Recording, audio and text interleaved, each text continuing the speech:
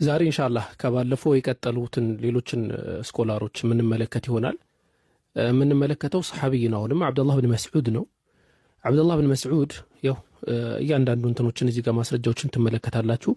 ቃለ ብን መስዑድ ረዲየላሁ ዐንሁ ማ ሚን ሸይኢን ኢላ ቡይነ ለና ፊል ቁርአን ወላኪን ፈህሙና የቅሱሩ ዐላ ኢድራኪሂ ፈሊዛሊከ ቃለ ተዓላ ሊቱበይነ ሊናሲ ማ ኑዚለ ኢለይሂም አይ ኡንዚለ ኢለይሂም ወደ ሰዎች የተወረደውን ነገር ልታብራራላቸው ብሎ አላህ አስቀምጧል አለ። ምን ማለት ነው? ማንኛውም ነገር ቁርአን ላይ ተብራርቶልናል፣ ማንኛውም ነገር ማለት ነው። ነገር ግን እኛ ያንን ለመረዳት አቅሙ የለንም። ለዛ ነው አላህ Subhanahu Wa Ta'ala ነብዩ መሐመድ ሰለላሁ ዐለይሂ ወሰለም ልታብራራላቸው ብሎ ያስቀመጠው ብለው አስቀምጠውልናል ማለት ነው። እንግዲህ ይሄ ስንተኛ ሰሐቢያችን ነው? ሶስተኛ ሰሐቢያችን ነው ማለት ነው። እስቲ ሰለፎችን ደግሞ እንመልከት። ከሰለፎች መካከል ማለት ነው ለምሳሌ በ87ኛው ዓመተ ሂጅራ ላይ ሞተው ሙጠሪፍ ኢብኑ አብዱላህ ኢብኑ ሸኺር ረሂመሁላህ ወሆ ሚን ኪባሪ ታቢዒን በጣም ትላልቅ ከሚባሉ ታቢዒዮች መካከል አንዱ ነው። ሙጠሪፍ ኢብኑ አብዱላህ ኢብኑ ሸኺር ማለት ነው።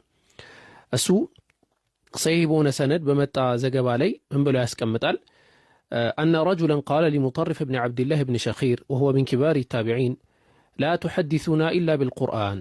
አንድ ሰው ወደ ሙጠሪፍ ኢብኑ አብዱላህ ኢብኑ ሸኺር መጥቶ ከቁርአን በቀር ባለ በሌላ ነገር ስለሌላ ነገር አትንገሩን አለው። ፈቃለ ለሁ ሙጠሪፍ እንዲህ አለው፣ ወላሂ ማ ኑሪዱ ቢልቁርአን በደላ። ከቁርአን ውጭ ያለ ሌላ ነገርን ስንናገር ከቁርአን ልዋጭን እየፈለግን አይደለም፣ ሌላ ነገርን እየፈለግን አይደለም።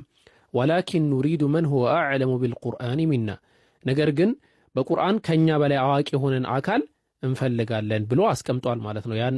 ያም አካል ማን ናቸው? እኔም እናንተም እንደምናውቀው ነብዩ መሐመድ ሰለላሁ ዐለይሂ ወሰለም ናቸው ማለት ነው። ያ ደግሞ ምንጩ ከምንድን ነው? ከሐዲስ ነው ማለት ነው።